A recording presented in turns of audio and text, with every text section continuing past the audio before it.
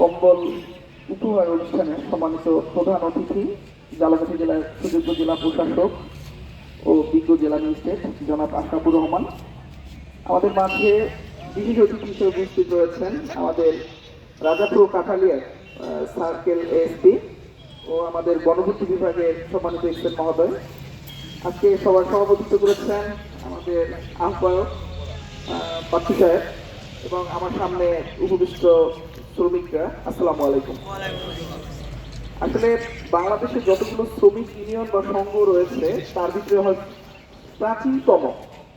প্রাচীনতম কাছাকাছি এবং সবচেয়ে সুসংগঠিত এবং সবচেয়ে বড় শ্রমিক ইউনিয়ন হলো পরিবহন শ্রমিক ইউনিয়ন এবং সবচাইতে সংখ্যায় বোধ হয় এরাই বাংলাদেশে বেশি। এবং এদের সাথে কিন্তু প্রশাসনের, সেটা আমাদের জেলা প্রশাসন বলি অথবা পুলিশ বিভাগ বলি, তাদের সাথে কিন্তু খুব ঘনিষ্ঠ সম্পর্ক থাকে। কিন্তু আজকে আমরা শুনলাম আমাদের সভাপতি সাহেব বললেন যে তাদের সাথে বোধ হয় আগে আমাদের একটু কম যোগাযোগ হয়েছে, কম দেখা হয়েছে। এটা আসলে দুর্ভাগ্যজনক। আমাদের কাছে যখন সেদিন বাপ্পু সাহেব এবং আরো দুইজন যখন গেল এই বিষয়টা নিয়ে, আমরা কিন্তু জেলা প্রশাসক স্যার কিন্তু খুব কোর্ডিয়ালি রিসিভ করেছে যে তাই নাকি।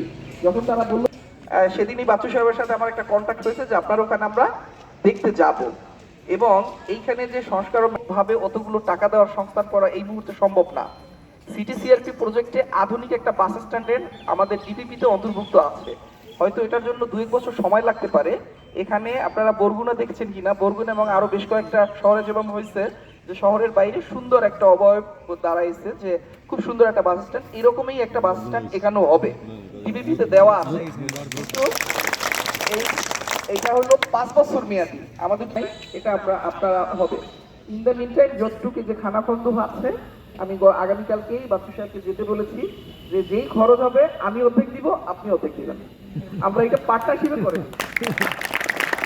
আর আজকে জেলা প্রশাসক স্যার আপনাদের মাঝে এসেছেন, আমাদের জন্য কিছু কম্বল উপহার নিয়ে আসছেন সরকারের পক্ষে। আপনারা উপহারটা গ্রহণ করবেন এবং একটু যত্নে রাখবেন, কারণ এটা সরকারি মাল। সেটা হয়তো মূল্য কম মনে হতে পারে, কিন্তু এগুলো চমৎকার কম্বল, ডাবল পার্টের কম্বল, আপনাদের ভালো লাগবে।